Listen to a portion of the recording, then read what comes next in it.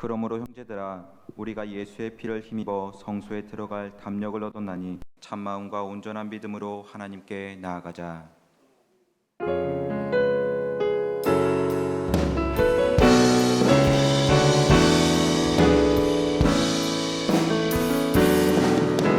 주님 큰 영광 받으소서. 홀로 찬양 받으소서. 모든 이름 위에 뛰어난 그 이름, 온 땅과 하늘이 다 찬양해. 겸손하게 우리 무릎 꿇고 주 이름 앞에 영광 돌리세. 모두 절하세. 독생자 예수 주님께 찬양 드리리. 모든 영광과 존귀와 능력 받으소서. 받으소서. 영광과 존귀와 능력 받으소서. 받으소서. 그리스도 살아계신 하나님.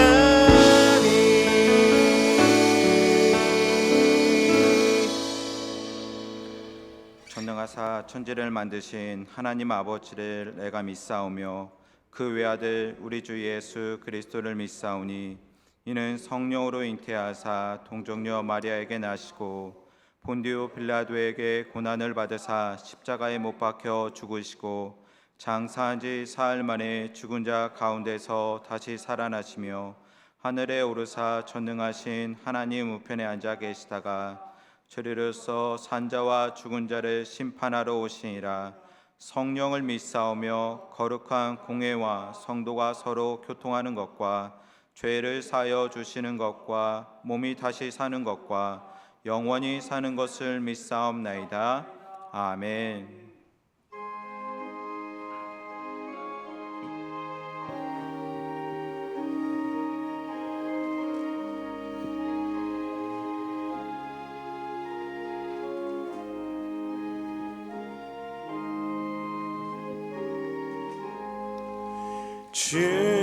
주님 성회는 참 기쁨 없도다. 날 사랑하신 주 늘 계시옵소서. 기쁘고 기쁘도다. 항상 기쁘도다. 나 주께 왔사오니 복 주옵소서. 나 주께 왔으니 복 주시옵소서. 주 함께 계시면 큰 시험이 기네. 기쁘고 기쁘도다. 항상 기쁘도다.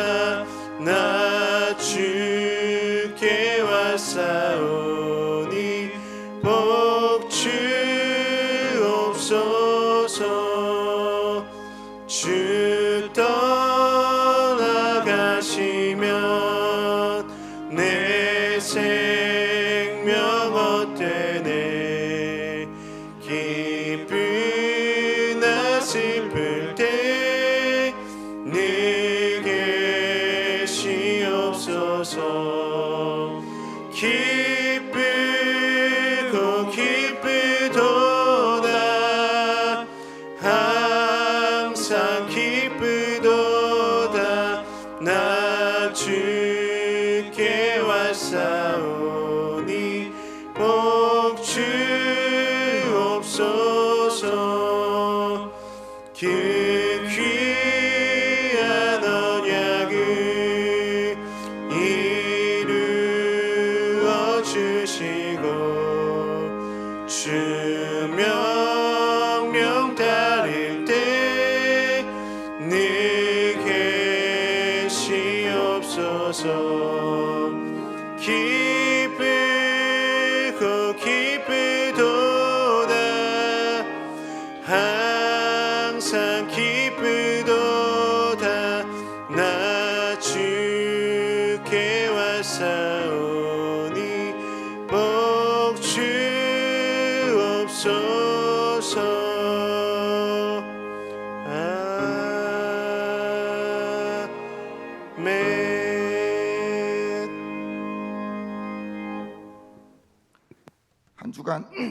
한 주간 살아가면서 힘들고 지치고 낙심될 때에도 붙잡아 주시고 위로해 주신 주님, 오늘도 이렇게 주님 말씀을 사모하고 말씀에 갈급함을 주시어 주님 전에 나와서 예배드리게 해주신 데 감사드립니다.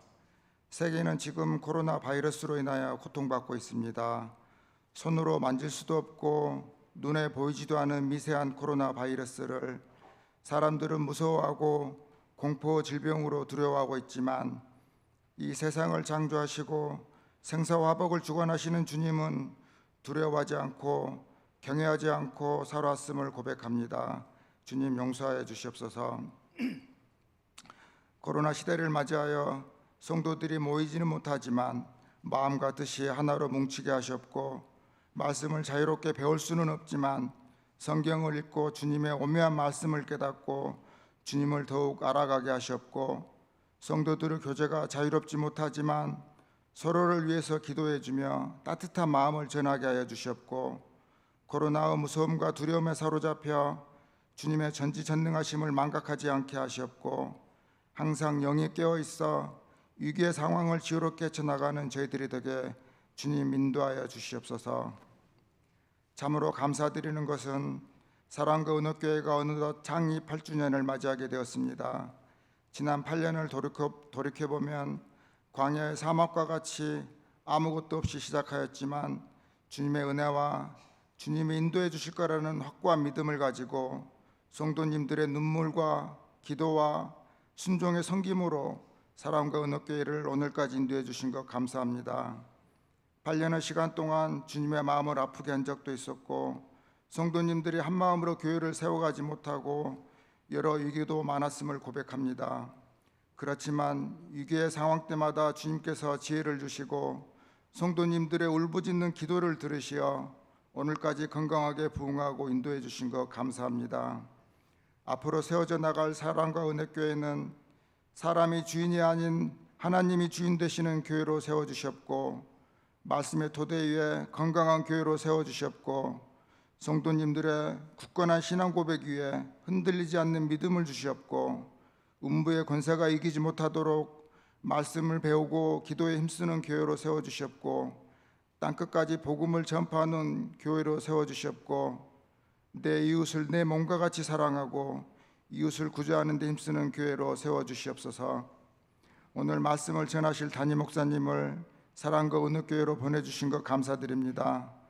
지난 8년 동안 사랑과 은혜교회를 담임하시면서 감격적인 일도 많았고 여러 가지 힘들고 어려운 시련들을 겪으시면서도 오직 그분 한 분 하나님만 바라보고 나가면 하나님이 다 해결해 주실 것이라는 확실한 믿음을 보여주신 정원준 담임 목사님을 눈동자와 같이 항상 지켜주셔서 다윗과 같이 한순간의 실수도 하지 않도록 주님께서 늘 동행하여 주셔서 대한민국 기독교 역사에 자랑스럽게 기록될 목사님이 될 수 있게 주님 인도하여 주시옵소서.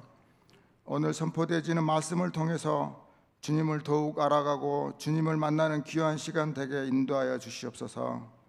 현장에 참석하지 못하고 온라인으로 드려지는 예배에도 주님 은혜 내려 주시옵소서. 감사하며 예수님의 이름으로 기도하였습니다. 아멘.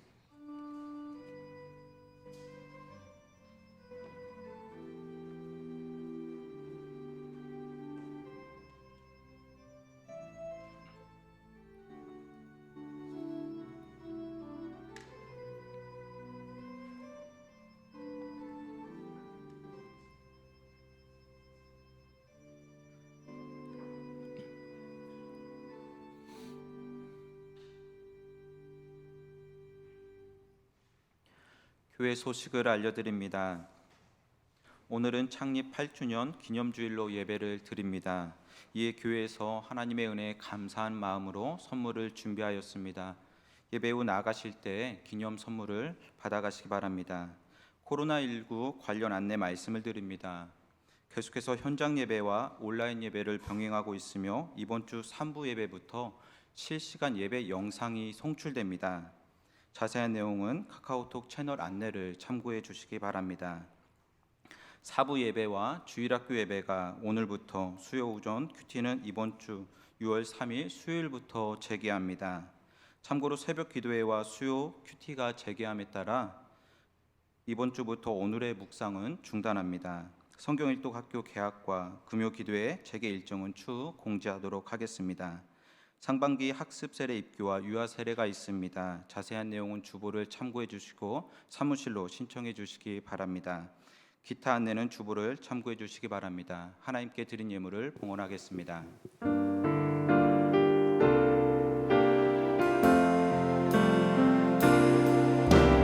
나의 생명을 드리니 주 영광 위하여 사용하옵소서.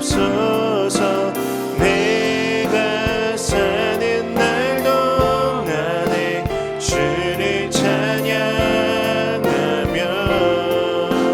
기쁨의 재물 되리.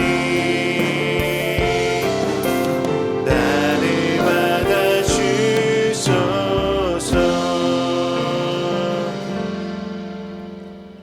나와 내 백성이 무엇이기에 이처럼 즐거운 마음으로 드릴 힘이 있었나이까. 모든 것이 주께로 말미암아 싸우니 우리가 주의 손에서 받은 것으로 주께 드렸을 뿐이니이다. 사랑과 은혜가 풍성하신 하나님 아버지, 늘 변함없는 사랑과 은혜로 우리와 동행하시며 때마다 시마다 우리의 필요를 채워주시고 하나님의 은혜를 경험케 하심에 감사드립니다. 오늘은 특별히 지난 8년 동안 함께 하신 하나님께 감사의 마음을 담아 창립 기념주일로 예배를 드립니다. 주님께 드린 예배와 모든 감사의 고백과 예물을 기뻐 받아 주옵시고 주님이 주인 되신 우리 사랑과 은혜교회가 더욱더 든든히 세워지며 바다보다 넓고 깊은 하나님의 사랑을 열방과 민족과 우리 온 성도들에게 전하고 나누는 데 귀하게 쓰임받는 향기로운 예물이 되게 하옵소서. 또한 이 시간 교회에서뿐만 아니라 가정에서도 하나님께 드린 예물을 기억하사 우리 온 성도님들이 날마다 살아계신 하나님의 풍성한 사랑과 은혜 안에 거하길 간절히 소원하며 모든 말씀 예수 그리스도의 이름으로 기도드립니다. 아멘.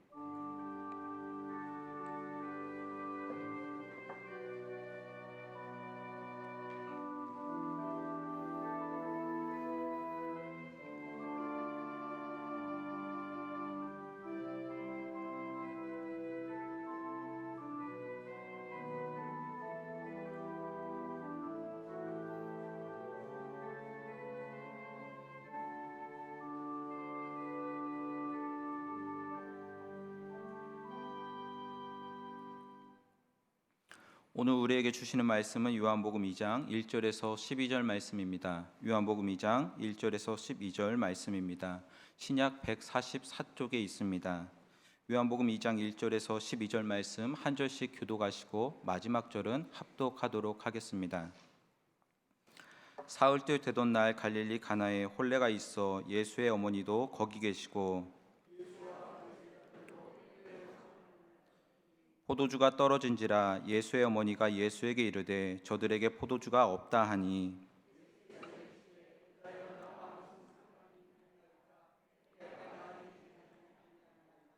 그의 어머니가 하인들에게 이르되 너희에게 무슨 말씀을 하시든지 그대로 하라 하니라.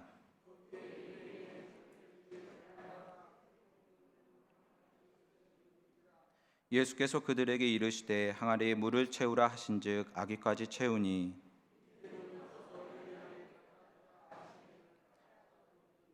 연회장은 물로 된 포도주를 맛보고도 어디서 났는지 알지 못하되 물떠온 하인들은 알더라. 연회장이 신랑을 불러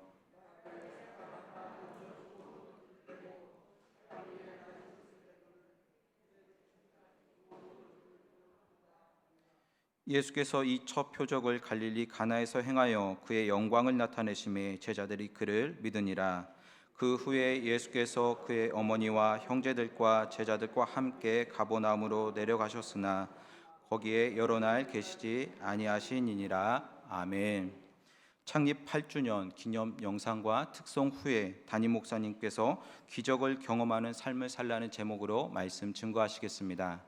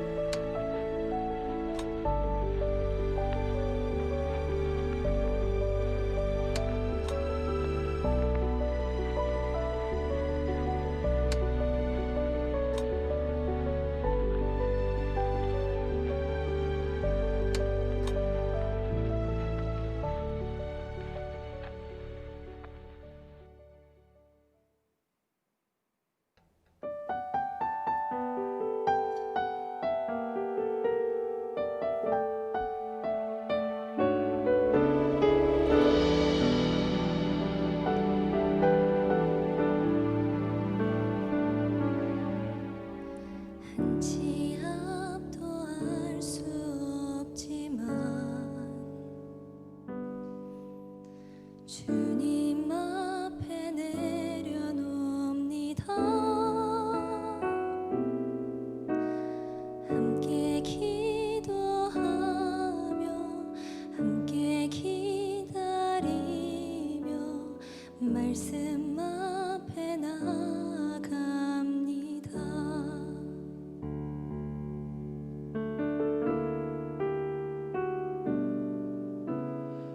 포기하고 싶은 마음과 세상 앞에 마주합니다.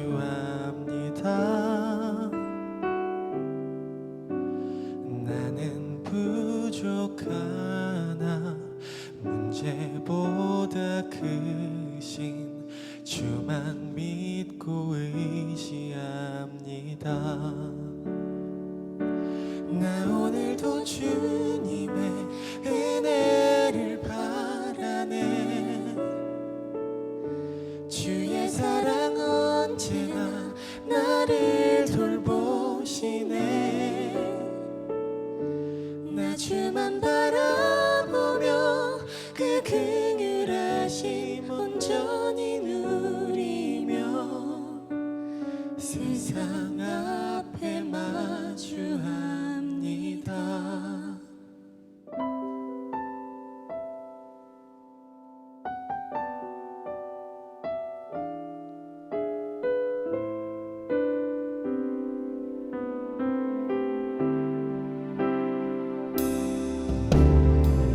포기하고 싶은 마음과 나약한 나의 영혼 세상 앞에 마주한 광야와도 같은 나의 마음 나는 부족하나 문제보다 크신 주만 믿고 의지합니다. 나 오늘도 주님의 은혜를 바라네. 주의 사랑 언제나 나를 돌보시네. 나 주만 바라보며 그 긍휼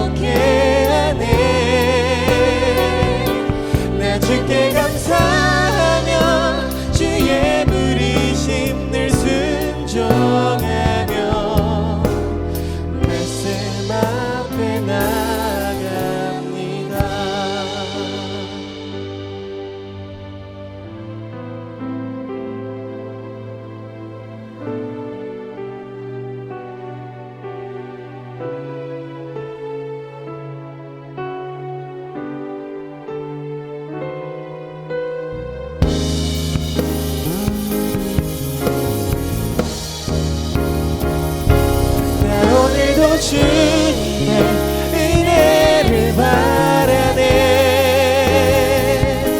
주의 사랑 언제나 나를 돌보시네. 나 주만 바라보며 그 긍휼하심 온전히 누리며 세상 앞에 마주합니다. 내 서러운 눈물을 주가 닦으시네. 주의 계획 여전히 날 회복해 하네. 나 주께 감사하며 주의 부르심 늘 순종하며 말씀 앞에 나아갑니다. 세상 앞에 마주합니다.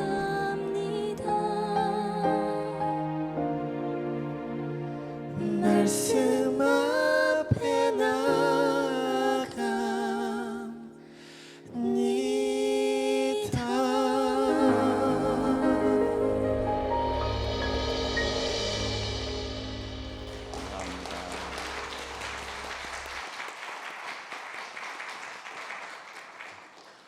창립 8주년에 왜 우리 두 청년이 나와서 이 찬양을 하냐면요, 이 찬양을 만든 청년이 저기 있는 장혜준 청년입니다. 저희 믿음의 고백에 이어서 두 번째 찬양을 하나님께 드렸는데 저희 교회만 부를 수 있는 아직까지는 그런 찬양이라 8주년 기념으로 드렸습니다. 벌써 8년이 됐습니다. 제가 저희 교회 온 지가 이렇게 빠른 시간이 흘러갔는지 새삼 느끼게 되고요. 저 혼자 온 게 아니라 우리 성도님들이 계셔서 여기까지 올 수 있었고, 가장 중요한 건 하나님이 계셔서 여기까지 온 줄로 믿습니다. 8년을 하나님과 함께 동행했으니까 이후로도 10년, 20년 이 땅에 우리 교회가 있는 모든 날 동안 우리 성도님들 하나님과 동행하실 수 있었으면 정말로 좋겠고요. 우리 기도해 주신 것처럼 지금 세계가 많이 아파하고 다시 우리나라가 확진자 수가 많이 늘어나고 있습니다. 이때일수록 더 많이 기도해 주시고, 특별히 교회 오실 때 개인 위생에 꼭 많이 신경 써주시고, 이번 주 수요일부터 이제 성경 공부가 시작이 되는데 두려운 마음이 굉장히 많습니다. 다만 저희가 최대한 방역에 힘쓸 터인데도요, 여러분들도 많이 도와주시고, 오실 때 꼭 마스크 가져오시고, 오셔서 꼭 손세정제 사용해 주시기를 부탁드리겠습니다. 이번 한 주간도 또 믿음으로 승리하시기를 원합니다.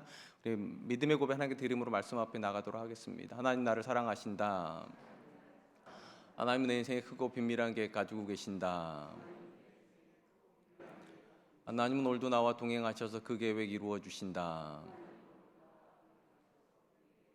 아멘. 그렇게 될 줄로 믿습니다. 아멘. 성경의 기록 중에 가장 많은 부분을 차지하고 있는 내용이 있다면 기적에 대한 내용일 것입니다. 근본적인 관점에서 성경의 이야기는 사람이 만들어가는 사람의 이야기가 아니라 하나님께서 사람 가운데서 만들어 가시는 하나님의 이야기이기 때문입니다. 하나님은 6일 동안 천지를 창조하셨다는 이 내용을 창세기 1장 성경의 첫 장에다 기록하신 이후부터 모든 기록 안에 하나님이 만드시는 기적을 기록해 놓으셨습니다. 특별히 바벨탑 사건 이후로 인류의 역사는 두 갈래의 흐름으로 흘러가게 됩니다. 사람이 만들어가는 상식 중심의 역사를 믿는 사람들과 하나님께서 만들어 가시는 기적을 믿는 이스라엘 역사로 분류가 되기 시작합니다.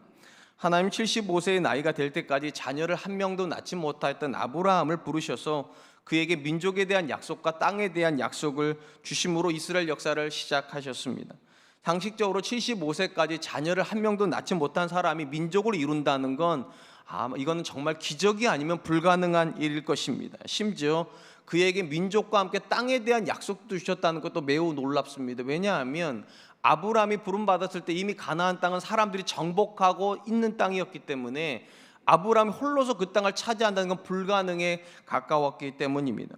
성경은 아브라함에게 이 약속이 주어졌을 때 놀랍게도 아브라함이 하나님을 믿었다 이렇게 기록을 합니다. 이 말은 아브라함이 그의 생애에 민족이 될 것을 정말로 믿었고 땅을 주실 것을 정말로 신뢰했다는 사실을 보여줍니다. 그러니까 그는 기적을 믿은 것입니다. 놀랍게도 하나님께서 아브라함에게 75세에 민족과 땅에 대한 약속을 주셨음에도 불구하고 땅에 대한 약속은 훗날에 이루어지고요, 자손에 대한 약속이 먼저 이루어집니다. 언제 이루어지는가? 인간의 상식으로는 도무지 자녀를 낳을 수 없다고 여겨지는 100세의 나이에 그는 자녀를 낳습니다. 쉽게 말하면 그는 기적을 정말로 경험한 것입니다. 그리고 이후로 아브라함의 후손들에게서 나오는 모든 믿음의 사람들은 정도의 차이가 있을 뿐이지 모두 다 그들의 생애에서 기적을 경험하였습니다. 무엇보다도 400년 동안 애굽에서 노예로 살던 이스라엘의 출애굽을 한다. 우리가 인류 역사를 다는 모르지만 아는 범위 내에서 노예되었던 민족이 스스로 노예 반란을 일으켜서 독립한 나라는 없습니다. 심지어 우리나라도 스스로 일본에서 독립한 게 아니라는 걸 우리 다 알지 않습니까? 그런데 유일하게 노예가 스스로 자유를 얻은 나라는 이스라엘밖에 없습니다. 기적입니다. 심지어 그 출애굽에 의해서 광야에 나갔는데, 광야를 이번 우리가 성지순례 가서 경험해 보지 않았겠습니까? 하루 살기도 어려운 땅입니다. 거기서 40년 동안 그들은 먹었고 입었고 살았고 심지어 민족이 더 강성해지는 그런 경험을 했습니다. 이것도 역시 상식을 뛰어넘는 기적입니다. 그런 점에서 성경이 말하는 성도의 삶의 본질은 상식이 아니라 기적이라고 이해하는 것이 옳을 것입니다. 하나님은 그분의 백성 안에서 일하고 계시기 때문에 성도의 삶이 상식으로 이해가 되는 것은 오히려 이상하고, 하나님이 일하고 계시다면 기적이 오히려 상식이 되어야 되는 것이 성도의 삶이기 때문입니다. 기적과 관련해서 하나님께서 예레미야에게 주신 말씀이 이 기적을 이해하는 데 굉장한 도움이 됩니다. 하나님 이렇게 말씀하십니다. 예레미야서 33장 2절로 3절 말씀. 이를 행하는 여호와, 그것을 만들어 성취하는 여호와, 그 이름을 여호와라는 이가 이와 같이 이르시는도다. 너는 내게 부르짖으라. 내가 내게 응답하겠고 내가 알지 못하는 크고 은밀한 일을 내게 보이리라. 하나님께서 예레미야에게 기적에 대한 이야기를 말씀하실 때 예레미야에게 주신 기적의 본질은 그들이 이제 곧 있으면 바벨론으로 포로로 끌려갈 건데, 포로로 끌려가서 70년 만에 그들이 반드시 돌아오는 약속과 함께 기적에 대한 이야기를 하십니다. 상식적으로 생각을 해보면 나라가 힘이 없어서 패망을 하였고, 거기서부터 1500km 정도 떨어진 바벨론으로 그들이 포로로 끌려갔다면 상식적으로 70년 만에 그들이 어떻게 돌아오겠습니까? 그런데 하나님 뭐라고 말씀하시는가? 돌아온다는 것입니다. 그리고 이 일이 일어나는 가장 중요한 이유를 뭐라고 말씀하시는가? 하나님이 이 일을 행하시는 분이시고 심지어 그 일을 지어서 성취하시는, 일이 안 될 것 같으면 하나님이 반드시 되게 만드시는 전능하신 하나님이기 때문에 기적이 일어난다는 겁니다. 그리고 누군가가 이 사실을 믿는다면 그들은 반드시 하나님께 부르짖어 크고 은밀한 일을 경험하게 될 것이다. 아멘. 물론 이스라엘 역사에서 모든 이스라엘 사람들이 하나님의 기적을 믿었던 것은 아닙니다. 엄밀히 말하면 대부분의 시기에 이스라엘 사람들은 기적을 믿지 않았습니다. 심지어 믿음의 사람들조차도 하나님께서 기적에 대한 약속을 주실 때 고개를 갸우뚱한 일들을 자주 만나게 됩니다. 앞에서 제가 아브라함에 대한 이야기를 했습니다. 아브라함이 75세에는 하나님의 기적을 믿었습니다. 그런데 85세가 될 때까지 아들이 안 생기자 기적에 대한 신빙성에 의구심을 갖습니다. 그래서 아들을 인간의 방법으로 낳죠. 그게 이스마엘입니다. 믿음의 조상이었던 아브라함도 시간이 흘러가니까 기적에 대한 믿음이 상실되었다는 것이죠. 또한 이스라엘 역사에서 가장 위대한 조상으로 여겨지는 게 모세입니다. 하나님께서 모세에게 이스라엘 사람들이 먹는 고기의 문제를 가지고 불평을 하자 뭐라고 말씀하십니까? 내가 한 달 동안 너희 이빨에서 고기가 끼어 있을 정도로 내가 고기를 주겠다고 말을 하자 모세가 아멘 이랬습니까? 아닙니다. 하나님께 모세가 이렇게 말을 합니다. 민수기 11장 21절 22절 모세가 이르되 나와 함께 있는 이 백성의 보행자가 60만 명이온데 주의 말씀이 한 달 동안 고기를 주어 먹게 하겠다 하시오니 그들을 위하여 양떼와 소떼를 잡은들 족하며 바다의 모든 고기를 모은들 족하오리까. 하나님께서 고기를 한 달 동안 주신다니까 아브라함이 세물했습니다. 60만 명, 남자만 60만 명이니까 여자까지 애들까지 어른까지 다 합치면 거의 300만 명을 헤아리는 사람을 한 달간 먹이려면 우리가 가지고 있는 양을 다 잡고 소를 다 잡고 심지어 바다에 있는 고기를 다 끌어와도 이게 가능하겠습니까? 말도 안 됩니다. 이렇게 말했다는 겁니다. 그때 하나님께서 모세에게 뭐라고 말합니까? 민수기 11장 23절 말씀, 여호와께서 모세에게 이르시되 여호와의 손이 짧으냐? 내가 이제 내 말이 내게 응하는 여부를 보리라. 성경이 말하는 믿음의 본질은요, 우리가 무언가를 하는 게 아니라 천지를 창조하신 하나님이 무언가를 하신다는 겁니다. 그래서 믿음은 기적을 만들어내는 거예요. 우리가 기적을 못 믿는 가장 큰 이유가 무엇인가? 자꾸만 믿음 안에서 내가 무언가를 한다고 생각합니다. 그러니까 아무리 성경에서 믿으라 믿으라 해도 못 믿는 거죠. 내가 한다고 생각하니까. 그러나 성경이 말하는 기적의 주체는 우리가 아닙니다. 우리 안에 행하시는 하나님, 하나님이 하시니까 믿으라는 거예요. 하나님이 여러분의 자녀 안에서 일하실 것이고, 하나님이 우리 가정 안에서 일할 것이고, 하나님이 우리 교회 안에서 일할 거니까 상식적으로는 이해가 안 되는 그 일들이 일어날 수 있다, 아니 일어난다라고 그렇게 말씀하시는 것입니다. 당연히 믿음을 소유하고 있다는 것이 어떤 의미를 갖습니까? 믿음을 소유하고 있다는 것은 계산 방식이 다르다는 겁니다. 세상에 있는 사람들은요, 자기의 가능성만 계산을 합니다. 어느 대학 나왔고 실력이 어느 정도 되니까 어느 정도 일을 하겠구나, 그건 상식입니다. 믿음의 계산법은 다릅니다. 나를 보는 게 아니라 하나님을 보는 거예요. 하나님의 가능성을 가지고 나를 가늠하는 거예요. 하나님이 하시겠다니까 다윗이 골리앗을 이길 수 있겠구나, 하나님이 하시겠다니까 60만 명을 헤아리는 민족일지라도 한 달간 고기를 먹을 수 있겠구나, 하나님이 하신다니까 홍해도 갈라지겠구나, 이렇게 믿는 것이 성경이 우리에게 요구하는 믿음의 본질입니다. 오늘 우리가 살펴보기도 본문의 말씀도 역시 요한복음 안에 기록된 7개의 기적 중에 첫 번째 기적을 우리에게 소개해 주고 있습니다. 요한 사도는 예수님께서 그의 어머니와 제자들과 함께 갈릴리 가나의 혼인잔치에 초대가 되었다는 이야기로부터 오늘 본문을 시작을 합니다. 그리고 그 자리에서 예수님과 초대됐던 일행이 마주했던 가장 난감한 상황이 이렇게 기록이 됩니다. 3절 말씀, 포도주가 떨어진지라 예수의 어머니가 예수에게 이르되 저들에게 포도주가 없다 하니, 통상적으로 유대인들의 혼인잔치는 일주일에서 길게는 2주간을 했다고 합니다. 그리고 이 혼인잔치에서 가장 중요한 음식은 포도주였습니다. 일단 이 포도주가 중요한 음식이었던 것은 이 포도주가 음료로 쓰이기도 했고요, 잔치에 흥을 돋우는 수단으로 사용이 되었기 때문입니다. 그런 점에서 포도주가 떨어졌다는 것은 손님들에 대한 예의가 아닐 뿐만 아니라 이제 잔치가 끝났다라고 하는 사실을 알려주는 불행한 소식에 가깝습니다. 일단 우리가 이 본문을 시작을 하면서 먼저 주목하려고 하는 것은 이것입니다. 예수님이 그 자리에 계시지 않아서 포도주가 떨어지는 난감한 문제가 벌어진 게 아니라 예수님이 그 자리에 계셨는데도 난감한 문제가 벌어졌다는 것입니다. 저는 이것이 굉장히 중요하다고 생각을 합니다. 우리가 이제 요한복음을 계속 살펴다 보면 예수님께서 마르다를 만나는 장면을 만나게 될 겁니다. 이 마르다를 만나는 장면이 어떤 장면인가? 마르다의 오라비였던 나사로가 죽은 지 4일이나 되었을 때 예수님께서 그 집에 이제 오시는 겁니다. 뒤늦게 오셨어요.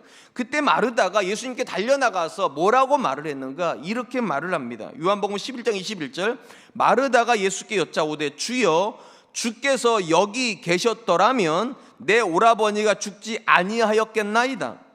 여러분, 마르다의 하는 말의 핵심이 무엇입니까? 예수님이 안 계셔서 우리 오빠가 죽은 거라고. 예수님이 계셨다면 아무 문제가 없었을 텐데 왜 안 계셨냐고, 왜 오라고 그럴 때 빨리 안 오셨냐고, 그런 의미입니다. 근데 놀랍게도 오늘 본문에 보니까 예수님이 계셨는데도 포도주는 떨어졌습니다. 예수님이 계시면 포도주가 자동적으로 막 생겨야 되는 거지요. 떨어지려고 했던 포도주도 그냥 갑자기 각성을 해가지고 더 많이 막 생겨야 되는 거지요. 공부를 못한 우리 자녀들도 예수님만 계시면 갑자기 공부도 잘하는 거고, 안 되던 사업장도 예수님만 계시면 잘 돼야 되고, 뭐 이런 거 아닙니까? 근데 참 안타깝게도 마르다가 기대하고 우리가 기대했던 그런 일들이 안 일어날 때가 있다는 겁니다. 예수님이 계시는데도 우리 인생에 난감한 문제가 찾아옵니다. 일단 우리 인생에서 신앙의 여정 중에 가장 난감한 상황은 절대로 문제가 발생한 상황은 아닙니다. 왜냐하면 모든 사람들에게 다 문제는 발생하기 때문입니다. 그럼 언제 문제가 우리를 난감하게 만드는가? 사실은 우리의 신앙이 바닥을 치고 있고 내가 봐도 내 믿음이 별로 없을 때 문제가 찾아오면 그렇게 위험한 상황이 아니에요. 우리가 알아요. 아, 내가 기도 안 해서 이런 거구나. 내가 신앙이 굉장히 나태해서 이런 거구나 하고서 돌아가면 돼요. 회개하고 다시 열심히 뭔가를 하겠다고 생각하면 굉장히 쉬워요. 언제가 가장 난감한가? 그 어느 때보다 열심히 새벽 예배 나오고 있고 그 어느 순간보다 가장 열심히 헌금도 하고 있고 간절한 마음으로 하나님을 구하고 내 생애 최고의 절정에서 신앙생활을 하고 있다고 느끼는 시점에 갑자기 고난이 찾아올 때, 이건 정말 제가 이렇게 표현 죄송해요. 미치고 팔짝 뛸 노릇이에요. 내가 도대체 뭐를 잘못한 거예요?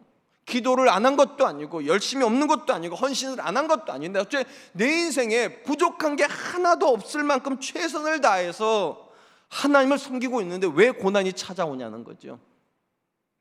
이런 일이 벌어지는 이유가 있습니다. 성경 안에 고난이라고 하는 단어가 같은 의미로 쓰이지 않기 때문입니다. 성경이 말하는 고난은 두 종류의 고난입니다. 하나는 징계로서 고난이 있습니다. 내가 하나님께 멀어졌을 때 하나님께 돌아오게 하시려고 때리시는 거죠. 그건 회개가 필요한 거예요. 근데 징계하고는 완전히 속성이 다른 고난이 존재하게 됩니다. 우리가 성경에서 만나게 된 요셉의 고난, 욥의 고난, 다니엘의 고난은 징계가 아닙니다. 그들은 하나님과 가장 절정에 동행을 하고 있고 하나님의 말씀에 순종하는데도 고난이 닥쳐와요. 우린 이런 고난을 징계라고 부르지 않고 연단이라고 부릅니다. 하나님께서 그들을 강하게 하심으로 더 큰 은혜를 주시려고 의도적으로 그들의 인생에 고난이라고 하는 문제를 던지더라. 그래서 성도의 삶에 하나님과 동행하고 있음에도 불구하고 고난은 찾아오고 많은 경우 이것이 우리를 굉장히 난감하게 만드는 거죠. 우리는 이런 식의 고난은 안 올 걸로 생각하니까 내가 믿음 생활 잘하면 고난받을 준비하는 겁니까? 복받을 준비하는 겁니까? 마스크를 씌워놨더니 답들을 안 하세요. 우리는 고난받을 준비 안 해요. 믿음 생활 잘하면 복받을 준비를 하는데 안타깝게도 하나님 복받을 준비를 하고 있는 우리에게 고난을 던지시니까 예수님이 계시는데도 포도주가 똑 떨어지는 이런 문제가 벌어지고 그런 상황 앞에 되면 화가 나는 거죠. 내가 이러려고 예수님 믿었나? 그러나 기억하시기 바랍니다. 고난의 상황에서 가장 중요한 건 고난이 왔냐 안 왔냐가 아닙니다. 고난은 오는 겁니다. 다만 가장 중요한 건 이거예요. 그 고난 속에서 내가 예수님과 또는 하나님과 어떤 관계를 맺고 있는가. 하나님과 떨어져 있는 상태에서 고난을 받고 있다면 그건 당연한 겁니다. 뭐 해야 됩니까? 회개해야 됩니다. 내가 하나님 잘못했습니다. 조금만 하나님께 복만 주시면 내가 너무 교만해져가지고 마치 나 혼자 뭐 할 수 있을 것처럼 기도도 안 하고 신앙생활도 나태하게 하다가 이런 상황에 앞에 있으니까 나는 이젠 다시 마음을 회복하겠습니다. 이러면 되는 거예요. 근데 아무리 생각을 해봐도 나는 하나님과 바른 관계 속에 있고 정말 열정적으로 하나님을 섬기고 있는데 고난이 왔습니까? 낙심하지 마세요. 그건 고난이 아니라 연단입니다. 하나님께서 그 성도를 더 바르고 더 온전한 모습으로 빚어주시고 더 큰 복을 주시기 위해서 빚으시는 과정 속에 하나님은 고난을 쓰신다라고 성경에 기록하고 있기 때문입니다. 특별히 하나님께서 로마에서 복음 때문에 고난을 당하는 성도들에게 사도 바울이 이렇게 편지를 보내게 하셨음을 보게 됩니다. 로마서 8장 28절 말씀, 우리가 알거니와 하나님을 사랑하는 자 곧 그 뜻대로 부르심을 입은 자들에게는 모든 것이 합력하여 선을 이루느니라. 아마 이 자리에 계신 분들 중에 이 말씀 안 좋아하는 분 한 분도 안 계실 겁니다. 제가 성경에서 제일 좋아하는 말씀이기도 하고 아브라함 링컨이 가장 좋아했던 말씀이라고 제가 자주 말씀드렸습니다. 이 말씀을 좋아하는 이유가 뭡니까? 모든 것이 합력하여 선을 이루느니라. 엎어져도 복받고 뒤로 자빠져도 복받고 어떤 일을 해도 복받는다, 이런 식의 말씀이기 때문이에요. 그런데 이 말씀 우리가 다 좋아하지만 이 말씀이 모든 사람들에게 주어진 말씀은 아니라는 사실을 아는 분이 별로 없습니다. 모든 사람에게 이 말씀이 응하지 않습니다. 그럼 어떤 사람들에게 이 말씀이 주어졌는가? 맨 앞에 답이 나왔어요. 우리가 알거니와 하나님을 사랑하는 자 곧 그의 뜻대로 부르심을 받은 자. 쉽게 말하면 하나님을 사랑해서 늘 하나님과 함께 있으며 그의 모든 삶이 하나님이 부르신 그 목적에 헌신되어져 있는 사람들에게는 심지어 고난이 와도 그 고난은 합력하여 선이 되기 위해서 온 고난일 뿐이다. 아멘. 바울이 약속하는 것은 무엇입니까? 하나님을 사랑하고 있고 그분의 뜻에 헌신하고 있다고 고난은 없다고 약속한 게 아닙니다. 고난은 있을 수 있습니다. 그러나 걱정할 거 없다는 거예요. 하나님을 사랑하고 곧 그의 뜻에 헌신하고 있는 자는 모든 것이 합력하여 선이 되는 기적을 만나게 될 거니까. 시작점에서는 도무지 이게 어떻게 끝날까 싶은 고난이 있습니다.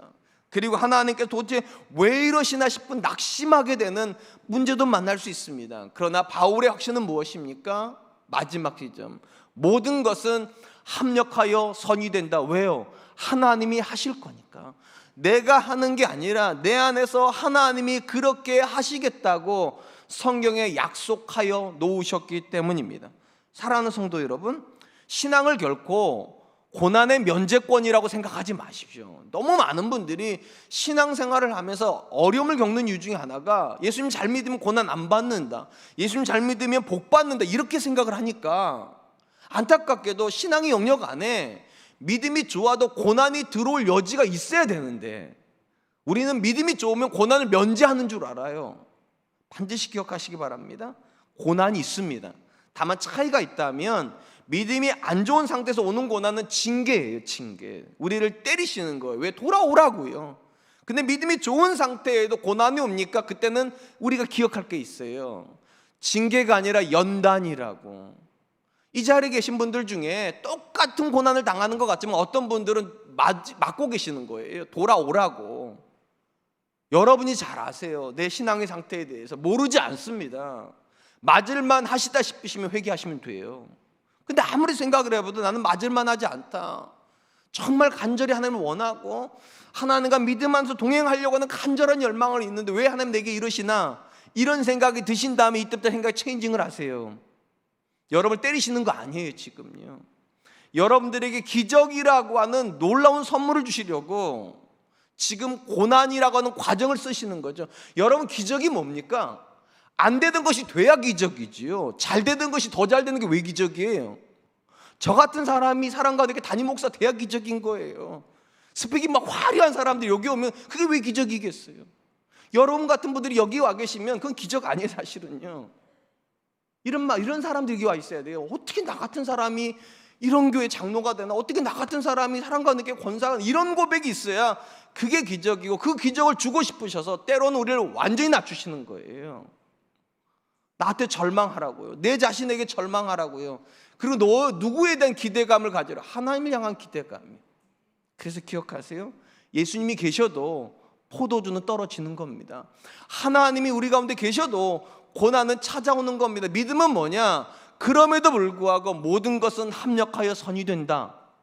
이 믿음에서 기적은 출발합니다. 두 번째로 우리가 본문에서 주목하려고 하는 것은 포도주가 떨어졌다는 사실을 어머니가 예수님에게 말했을 때 예수님이 하신 말씀입니다. 2장 4절입니다. 예수께서 이르시되 여자여 나와 무슨 상관이 있나이까? 내 때가 아직 이르지 아니하였나이다. 사실 잔치집에서 포도주가 떨어지는 것은 손님들의 책임은 아니죠. 누구의 책임입니까? 신랑과 신부, 더 나아가서 혼주들의 책임이죠. 누군가가 책임을 잘 안 했기 때문에 포도주는 떨어진 것입니다. 그런데 특이한 것은 이 포도주가 떨어졌다는 사실에 대해서 누가 제일 심각하게 반응합니까? 본문에서 마리아가 반응을 합니다. 그래서 학자들은 어떻게 해석을 하는가? 이 마리아가 혼주층 누구와 굉장히 가까운 친척이었을 거라고 생각을 합니다. 그러니까 당연히 가까운 친척이니까 혼자 가는 게 아니라 예수님 데리고 간 거고, 가까운 친척이니까 예수님만 데려가는 것이 아니라 예수님이 제자들까지 다 초대한 거죠. 마치 자기가 혼주인 것처럼. 그러니까 포도주가 떨어진 문제가 남의 문제처럼 여기지 않는 거예요. 마리아가요, 자기의 문제처럼 여겨지고, 이 문제 때문에 자기가 가까운 친척이 고난당할까 봐, 어려움 당할까 봐, 낭패에 빠질까 봐 직접 나서서 해결해 주려고 예수님이 말하는 거잖아요. 내가 사랑하는 누군가의 결혼식에 혼주인데 그의 결혼식에 지금 포도주가 떨어졌다고 그러니까 좀 도와달라고. 근데 이때 예수님께서 보이고 있는 반응이 굉장히 이례적입니다. 그게 두 가지 때문에 이례적이에요. 첫 번째, 예수님께서 이 본문에서 어머니 이러셔야 되는데 여자여 이랬습니다. 이 말은 절대로 어머니를 하대하거나 또는 비하하는 표현이 아닙니다. 그 당시에 일반 여성들을 부를 때 주로 쓰는 표현이에요. 요즘으로 말하면 이모님 정도 되거나 아니면 아주머님 이 정도 될 겁니다. 문제는 이런 단어는 자기가 모르는 여자 때 쓰는 거지 어머니한테 쓰는 단어는 아니라는 겁니다. 근데 예수님께서 지금 선을 긋듯이 여자여 이렇게 불렀습니다. 두 번째 주목할 것은 예수님께서 어머니 요청에 대해서 뭐라고 말을 합니까? 나와 무슨 상관이 있습니까?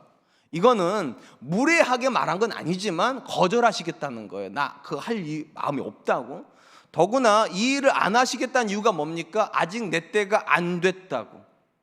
여기서 주목할 건 이것입니다. 예수님께서 지금 내 때가 안 됐기 때문에 일을 못 하신다. 그러니까 내 때가 돼야 일을 하신다는 거잖아요. 그러면 여기서 말하는 때는 도대체 뭐냐는 겁니다. 언제 하실 거예요? 언제 기적을 일으키실 거예요? 일단 복음서 안에서요, 예수님이 말씀하시는 때는 대부분의 경우 어느 지점이랑 연관이 되어 있는가? 십자가랑 연관이 되어 있습니다. 왜 십자가가 예수님의 때인가? 이 십자가 안에서요, 사람들의 인식의 전환이 일어납니다. 십자가에 서야지만 예수님께서 마리아와 요셉의 아들이 아니라 하나님의 아들이고 이 땅에 죄를 위해서 보내신 메시아라는 사실을 인류가 압니다. 그게 바로 때입니다. 예수님이 누군가를 아는 시점, 복음서에서는 그 모든 때가 다 그래서 십자가랑 연관이 되어 있어요. 내 때가 아직 오지 않았다. 내가 이 때를 위해서 왔습니다. 이게 다 뭐냐? 다 십자가와 관련이 있습니다. 그런데 오늘 본문에서 예수님께서 말씀하신 내 때는 십자가와 관련이 있지 않습니다. 왜냐하면 이때부터 십자가까지는 3년이나 걸려요. 그럼 여러분, 예수님께서 3년 뒤에 오셔서 물로 포도주를 뒤늦게 만들어 주시려는 거죠, 지금. 다시 사람들 모아가지고 잔치하자고 내가 이때가 됐으니까 포도주 그런 거 아니죠. 그럼 이 본문에서 예수님께서 말씀하시는 자기의 정체가 드러나는 때와 관련돼서 하시는 의미는 어떤 걸까? 일단 중요한 건 이것입니다. 이 본문에서 예수님께서 누구의 인식의 전환을 요구하시는 건가? 마리아의 인식의 전환을 요구하는 겁니다. 그래서 여자여라고 부르는 거예요. 당신의 인식이, 나에 대한 인식이 지금 전환을 필요로 합니다. 나는 더 이상 당신의 아들이 아니라 하나님의 아들로 이 자리에 와 있는 겁니다. 왜냐하면 여러분, 만약에 마리아의 아들로 그 자리에 가셨다면 제자들은 필요치 않아요. 예수님의 제자들은 언제부터 시작된 겁니까? 예수님의 공생애가 시작된 시점부터입니다. 하나님의 아들로 제자를 모은 것이지 요셉의 아들 마리아의 아들로 제자를 모은 게 아닙니다. 더더군다나 지금 마리아가 요구하는 물이 포도주가 된 이런 기적과 같은 상황은 마리아의 아들을 못 만드는 거예요. 오직 누구만 일으킬 수 있습니까? 하나님의 아들만이 이 사실을 만들어낼 수 있습니다. 그래서 예수님이 말씀하시는 거예요. 여자여, 당신은 더 이상 나의 어머니가 아니십니다. 나는 더 이상 당신의 아들로 이 자리에 와 있는 게 아닙니다. 내 때를 기억하십시오. 내 때를. 그러자 놀랍게도요, 이 마리아가 예수님이 하신 이 말의 의미를 정확히 알아들었습니다. 그래서 마리아가 바로 누구에게 찾아가는가? 종들에게 찾아갑니다. 그리고 이렇게 말을 해요. 요한복음 2장 5절 말씀, 그의 어머니가 하인들에게 이르되 너희에게 무슨 말씀을 하시든지 그대로 하라 하니라. 성경 안에서요, 한 존재가 무슨 말이든 순종해야 될 대상은 오직 하나님 한 분이십니다. 무슨 말이든 순종해야 될 대상. 주여 말씀하옵소서, 주의 종이 듣겠나이다. 근데 오늘 본문에서 마리아가 종들한테 무슨 말을 하든지 순종하라고 하는 대상은 집주인도 아니고요, 그 연애를 주관하는 연회장도 아니라 사실은 그들하고 아무 상관이 없어 보이는 예수님입니다. 예수님이 너희한테 무슨 말을 하든지 그대로 해라. 왜냐하면 하나님의 아들이시니까. 이 말을 누가 하고 있는 겁니까? 마리아가 하고 있는 겁니다.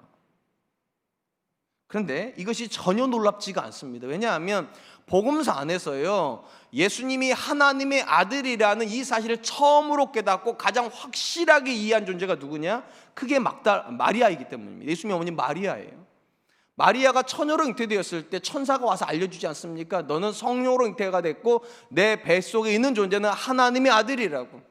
그리고 마리아가 뭐라 말했습니까? 주의 계집종이니 주의 말씀대로 되기를 원하나이다. 그가 믿음을 고백해서 하나님의 아들을 낳은 겁니다. 그리고 본문에서 이 마리아가 예수님께서 자기를 향하여 어머니라고 불렀으면 인식의 전환 안 일어났을 거예요. 선을 그으셨어요. 여자여, 삼자에게 말하듯이. 그리고 내 때가 아직 오지 않았습니다. 말은 어머니 안에서 아직 가장 확실한 전환이 안 일어났다는 거예요. 이제 하나님의 아들로서 사역할 시점에 내 아들이 서 있다라는 이 전환이 일어나지 않았기 때문에 내가 아직 나설 수 없다고 그렇게 말씀하시는 겁니다. 결국 이렇게 놓고 보면 이 본문에서 물이 포도주가 되는 기적이 벌어지는 가장 중요한 시초는 무엇입니까? 마리아의 인식의 전환입니다. 예수님을 향하여서 그가 내 아들이 아니라 하나님의 아들이라고는 이 믿음을 근거로 한 인식의 전환이 기적의 출발점이 되었습니다. 사랑하는 성도 여러분, 성경이 말하는 모든 기적은 절대적인 믿음의 산물입니다. 왜 믿음에서 기적이 나오는가? 이 믿음은 근본적으로 인식의 전환을 요구하기 때문입니다. 어떤 인식의 전환이에요? 내 안에 내가 일하는 것이 아니라 내 안에 하나님이 살아계시고 그 하나님이 나를 위해서 일하여 주신다는 이 인식의 전환이에요. 여기서만 기적이 일어납니다. 내가 일하면 절대로 기적은 일어나지 않아요. 그런데 하나님이 나와 함께 하시고 하나님이 나를 위해서 일하여 주신다는 이 인식의 전환이 일어나면 놀랍게도 내 자녀는 더 이상 내 자녀처럼 일하지 않습니다. 하나님의 자녀처럼 일합니다. 내 남편은 더 이상 내 남편처럼 사회생활하지 않습니다. 하나님의 아들처럼 사회생활을 하기 시작합니다. 왜냐? 하나님이 일하실 거니까. 그렇다면 궁금한 건 이거잖아요. 우리 안에서 믿음으로 인식의 전환이 일어나는지 어떻게 아냐는 거죠. 내가 일하는 것이 아니라 하나님이 내 안에서, 하나님이 내 자녀 안에서 일하고 있다는 걸 내가 어떻게 믿고 있는지 아냐는 거잖아요. 오늘 본문에 힌트가 있어요. 마리아가 인식의 전환이 일어나자마자 제일 먼저 한 일이 뭡니까? 순종할 준비를 하고 있다는 겁니다. 예수님께서 뭐라고 말씀하시든지 너희는 그대로 하라고 순종할 준비가 되어 있는 사람이 인식의 전환이 된 사람입니다. 하나님이 내 자녀 안에서 일할 거니까 내 자녀를 하나님께 순종하는 사람을 준비시켜야지. 하나님이 우리 가정 안에서 일할 거니까 우리 가정이 하나님의 말씀에 순종할 준비를 해야지. 하나님이 내 안에서 일할 거니까 내가 하나님이 기뻐하시는 그 일을 위해서 준비하고 있어야지. 준비 안 하는 사람은 믿음 없는 사람입니다. 왜냐하면 그는 인식의 전환이 안 일어난 거예요. 내가 일할 거면 내 마음대로 하면 돼요. 근데 내 인생을 통해서 하나님이 일하실 거라면 하나님이 기뻐하시는 사람이 돼야 되는 겁니다. 그래야 하나님이 일하실 거니까. 저는 우리 사랑과 은혜 성도님들 안에 인식의 전환이 일어났으면 좋겠고 이 인식의 전환이 우리로 하여금 순종할 준비를 시키는 그런 분들 되셨으면 좋겠습니다. 마지막으로 우리가 본문에서 주목하려고 하는 것은 물이 포도주가 되는 현장에서 종들이 어떤 태도를 취하고 있었느냐는 것입니다. 예수님께서 마리아를 향해서 여자여라고 선을 긋고 내가 하나님의 아들로 사역을 합니다 이 사실을 알려주었을 때 마리아가 종들에게 갔습니다. 그리고 하인들에게 뭐라고 말합니까? 저가 뭐라고 말씀하시든지 그대로 하라고 분명히 신신당부를 했습니다. 그리고 나서 예수님께서 종들에게 이렇게 말씀하십니다. 요한복음 2장 6절 8절입니다. 거기에 유대인의 정결 예식을 따라 두세 통 드는 돌 항아리 6이 놓였는지라 예수께서 그들에게 이르시되 항아리 물을 채우라 하신즉 아귀까지 채우니 이제는 떠서 연회장에 갖다 주라 하심에 갖다 주었더니. 유대인들은 전통적으로 바깥에서 나갔다가 들어오거나 또는 식사를 하기 전에 손과 발을 항상 씻었습니다. 이걸 유대인들의 정결법이라고 부릅니다. 그러니까 자기도 모르게 더러운 것에 오염됐던 것을 깨끗하게 정결케 한 다음에 정결한 것을 안으로 집어넣어야 된다는 생각을 했기 때문에 부정한 손으로 또는 부정한 발로는 절대로 집으로 들어가지도 않고 음식을 먹지도 않았습니다. 그래서 항상 이 정결법을 지키기 위해서 집 앞에다가 항아리를 두었는데 오늘 보면 돌 항아리가 바로 그 항아리입니다. 본문에 6개의 동을 항아리가 있었다는 걸 보니까 큰 집이겠죠. 이들을 향하여서 예수님께서 뭐라고 말씀하셨는가? 동을 항아리에다가 물을 채우라고 명령을 하셨습니다. 상식적으로 생각해보면 굉장히 쉬운 명령인 것 같죠. 그런데 우리가 이 본문을 조금만 깊게 이해를 하면 이 명령은 굉장히 어려운 명령입니다. 일단 현실적으로는 이 항아리가 굉장히 크다는 게 문제입니다. 조만한 항아리에 채우는 거 문제가 안 되는데 학자들은 이 돌 항아리가 어느 정도 되는 크기라 생각하는가? 460리터 담을 수 있는 항아리. 그러니까 굉장히 큰 항아리예요. 개념 모르시겠어요? 1리터짜리 병을 460개 넣어야 된다니까요. 이제 고개를 끄덕이시네. 460리터짜리가 6개나 있어요. 쉽지가 않아요. 더더군다나 이 명령이 왜 어려운가? 이 명령이 이치에 맞지가 않기 때문입니다. 왜 안 맞는가? 자 보세요. 잔치는 이미 한참 진행 중이라는 말은 이미 모든 사람이 손을 다 씻은 상황이고 발을 다 씻은 거예요. 그 말은 더 이상 물이 필요합니까? 필요 없습니까? 화나셨어요? 물이 필요 없어요. 더 이상 필요 없는 물을 채우라는 거예요. 이게 어떻게 이치에 맞아요? 더더군다나 지금 이 상황은요, 물이 부족해서 어려움 당하는 상황이 아니라 포도주가 부족해요. 포도주를 사오라고 하든지 돈을 주고서 누가 얻어오라고 그러든지 그러면 이해라도 할 텐데, 포도주하고 아무 상관이 없는 물을 채우라고 해요. 쉽게 말하면 우리 자녀가 지금 대학교 가야 되는데 나한테 주일학교 봉사하라고 그래요. 아니 대학교 가야 될 나한테 기도를 하라고 내가 이해를 할 텐데 주일학교 봉사를 그게 어떻게 이해가 돼? 지금 이런 거예요. 지금 상황이 이치에 전혀 맞지도 않고 시키는 일이 굉장히 부담스럽고 채워넣기에는 너무 큰 항아리들이 거기에 버젓이 있어요.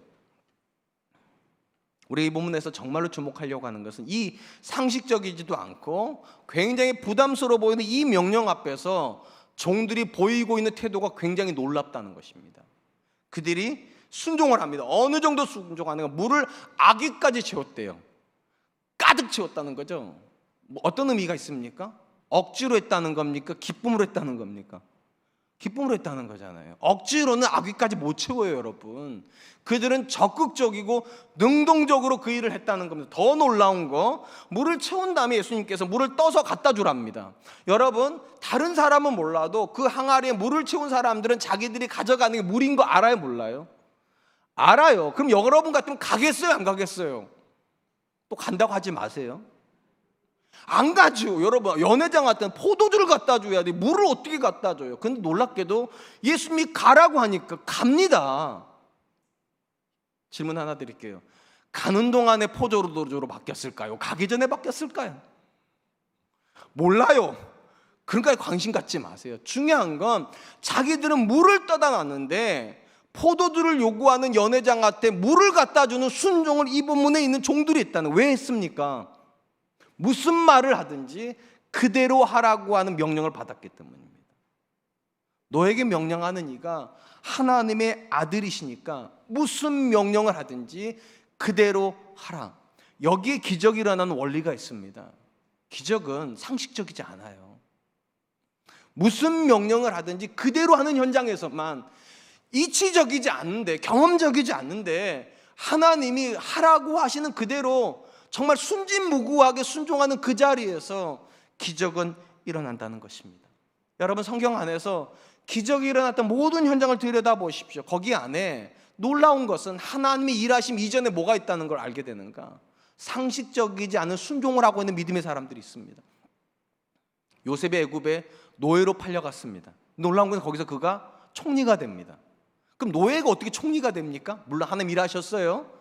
근데 거기 안에 상식적이지 않은 순종을 드리고 있는 요셉을 발견하게 됩니다. 노예인데도 하나님과 동행하고 있어요. 원망과 불평이 늘 찌들어 있어야 될 노예인데도 그는 하나님과 기쁨으로 동행하는 기적을 행하고 있다는 거예요. 그러니까 요셉의 삶 자체가 기적인 거예요. 그래서 하나님 그에게 기적을 담으신 거예요. 기적의 용기를 담고 있으니까 기적을 채우시는 거예요. 참 멋있는 말을 했는데 제가 지금 요셉의 인생 자체가 기적인 겁니다. 그래서 하나님께서 기적을 채워주시는 거예요. 홍해 현장에서 바다가 앞에 가로막고 있다 모든 백성들이 원망을 할 때 딱 한 사람만 기도하고 있습니다. 그게 누구입니까? 모세입니다. 근데 모세한테 하나님께 뭐라고 말씀하십니까? 홍해를 다 갈라놓고 걸어가러 가는 것이 아니라 그 홍해에다 손을 뻗으라고. 여러분, 이게 말이 손 뻗으면 바다 갈라지는 거죠 막. 근데 손을 뻗으라고 하는데 순진무구하게 손을 뻗습니다. 진짜로 갈라집니다. 여리고성 전투 기억하십니까? 여리고성은 내벽과 외벽, 벽이 2개짜리 성벽입니다. 그걸 싸우려고 그러면 여러분 엄청난 무기가 필요한 거 아닙니까? 하나님께서 하늘에서 뚝 떨어뜨려 막 무기를 주시고 싸우라 하시면 이해가 쉬울 텐데, 이 내벽과 외벽으로 철옹성같이 구축하고 있는 여리고성을 향해서 하나님 뭐라고 했습니까? 일주일 동안 걸어라. 여러분, 걸으면 성은 무너지는 거죠. 안 무너지는 우리 다 알지 않습니까?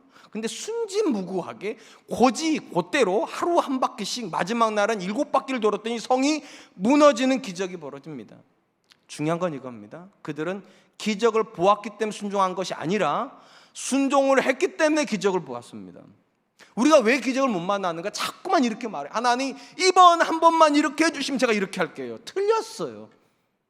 하나님, 저는 하나님이 일하실 걸 믿기 때문에 이렇게 삽니다. 이 고백이 있어야 돼요. 하나님, 내가 이렇게 순종하니까 하나님 나 한 번만 불쌍히 여겨주시면 안 됩니까? 내 자녀를 한 번만 긍휼히 여겨주시면 안 돼. 이렇게 고백을 해야 되는데 우린 자꾸만 하나님한테 먼저 결과를 달라고 합니다. 하나님, 내 자녀가 대학교 들어가면 내가 이렇게 할게요. 사업 이렇게 해주시면 이렇게 할게요. 이런 일이 벌어지면 내가 이렇게 할게요. 너무 조건적이에요. 우리가 만나는 모든 믿음의 사람들은요, 순진무구합니다. 곧대로 합니다. 조건이 없습니다. 하나님이 일하실 걸 믿으니까요. 사랑하는 성도 여러분, 하나님이 살아계시고 지금도 그 하나님께서 내 삶에서 일하신다는 사실을 인정하십니까? 여러분들이 기적을 믿지 않으신다면 순종에 관심 안 가지셔도 됩니다. 기적을 안 믿기 때문에 순종 안 하는 거니까요. 그런데 여러분들이 정말로 하나님의 기적을 믿으신다면 이제부터는 생각이 달라지는 거예요. 달라져야 됩니다. 기적을 믿는데 순종을 안 하는 건 불가능한 거예요, 사실은요. 왜냐? 모든 기적의 현장에는 상식을 뛰어넘는 순종을 하고 있는 사람들이 있었어요. 그의 인생 자체가 기적인 거예요. 그게 어떻게 저런 순종을 하지? 어떻게 저런 고백을 하지? 그런 사람들에게 하나님께서 기적을 채우신 거지, 기적을 채웠더니 그들이 기적과 같은 순종을 하더라, 그렇게 되지 않아요. 스스로 한번 물어보시기 바랍니다. 여러분들은 탁월한 순종을 하고 계십니까? 그런 조건 안에서만 기대하세요. 하나님 채우실 거라고. 여러분의 자녀가 정말로 다른 어떤 자녀보다 탁월하게 하나님과 동행하고 있습니까? 그런 조건에서만 기대하세요. 하나님 내 자녀 쓰실 거라고. 우리 사랑과 은혜 성도님들이 기적을 경험하기 전에 탁월한 순종을 먼저 할 수 있기를 축원드립니다. 이제 말씀을 맺으려고 합니다. 세상에 있는 사람들과 그리스도 안에 있는 사람들의 가장 큰 차이가 뭘까요? 세상에 있는 사람들은 하나님 없이 사는 사람들이고요, 우리는 하나님과 함께 사는 사람들입니다. 당연히 하나님과 함께 사는 사람들의 인생에 기적이 안 일어난다는 게 더 이상한 거 아닙니까? 하나님이 일하시는데 어떻게 기적이 안 일어나요? 근데 안타깝게 이 지극히 상식이어야 되는 이 기적이 우리 삶에 일어나고 있지 않다면 이유가 있을 겁니다. 오늘 보면 이 세 가지를 우리에게 진단시키는 겁니다. 첫 번째, 여러분 인생에 하나님 계시는지 점검해야 됩니다. 하나님이 계시면 어떤 고난도 결국 기적이 될 거예요. 합력까지 선이 될 거니까. 두 번째, 우리 안에 하나님이 안 계시다면 왜 안 계시는 걸까요? 인식의 전환이 안 일어났기 때문입니다. 내가 일하는 것이 아니라 내 안에 하나님이 일하고 계시다는 이 인식의 전환. 마지막 세 번째, 인식의 전환이 일어났는데도 왜 기적이 안 일어납니까? 점검하세요. 순종하고 있지 않다면. 물을 채우라고 할 때 상식적이지 않은 그 물을 채우려고 하는 이 순종의 고백이 있어야지만 거기서 기적은 일어납니다. 바라기 전 우리 사랑과 은혜 성도님들 안에 기적이 상식이 되는 그런 놀라운 삶을 사시기를 주님의 이름으로 축원드리겠습니다.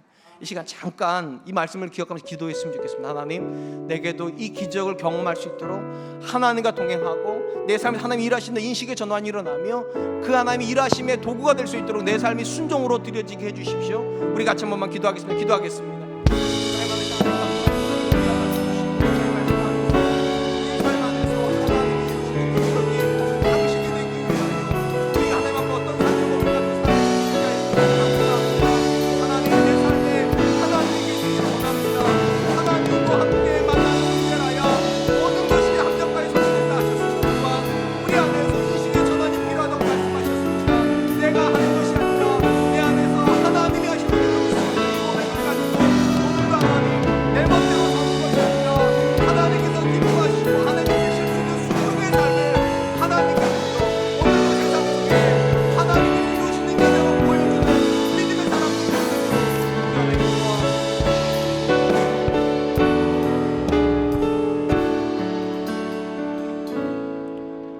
사랑이 많으신 하나님 감사합니다. 하나님이 우리 가운데 계심에도 불구하고 기적이 남의 일처럼 되어버렸던 우리의 옛사람을 좀 용서하여 주시고 오늘 주신 말씀을 따라 다시 한번 기도합니다. 하나님, 우리도 기적을 경험하는 성도의 삶을 살게 하여 주시옵소서.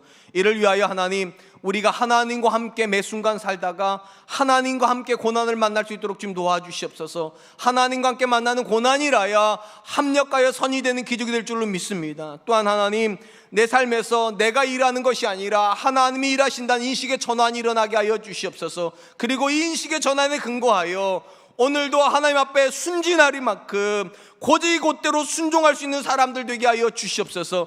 합리적이고 이성적이기 때문에 순종하는 것이 아니라 기적을 믿기 때문에 순종하는 성도들이 될 수 있도록 우리 하나님 도와주시옵소서. 그렇게 은혜 베풀어 주실 줄 믿고 감사드리오며 예수님의 이름으로 기도하였습니다. 아멘. 이 시간 자리에서 다 일어나셨어요. 우리 창립 때부터 한 3년 가까이 불렀던 찬양이 있습니다. 우리를 사용하소서. 우리 찬양 하나님께 드리고 제가 축도함으로 예배 마치겠습니다.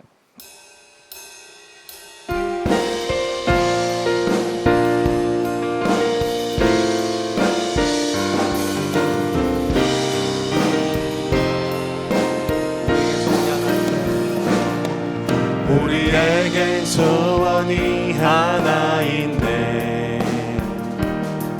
주님 다시 오실 그날까지 우리 가슴에 새긴 주의 십자가 사랑, 나의 교회를 사랑케 하네. 주의 교회를 향한 우리 마음, 희생과 포기와 가난과 고난, 하물며 죽음조차 우리 막을 수 없네. 우리 교회는 이 땅의 희망. 교회들에게 예배 되게 우릴 사용하소서. 진정한 부흥의 날 오늘이 임하도록 우릴 사용하소서. 성령 안에 예배하리라. 성령 안에 예배하리라. 자유의 마음으로 사랑으로 사역하리라. 교회는 생명이니 교회들에게 예배되게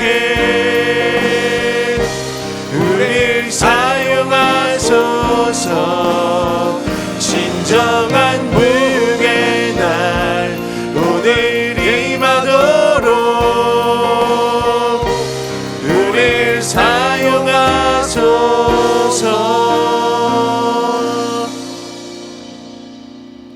지금은 우리 주 예수 그리스도의 은혜와 하나님의 사랑하심과 성령님의 함께하심이 지난 8년 동안도 하나님과 동행하였을 뿐만 아니라 이제 살아가는 모든 날 동안 하나님께 동행함으로 모든 것이 합력과 선이 되는 기적 현장에 서고, 그리고 하나님께서 내 안에서 일하신다는 믿음의 고백을 따라 오늘도 지극히 선한 마음 가지고 하나님께 순종하기로 작정하고 돌아가는 우리 사랑과 은혜교회 귀한 성도님들과 저들의 가정과 사랑하는 가정 위에 경영하는 모든 일들 위에, 그리고 사랑과 은혜교회와 이 나라 이 민족 위에 지금으로부터 영원토록 함께 하시기를 축원하옵나이다.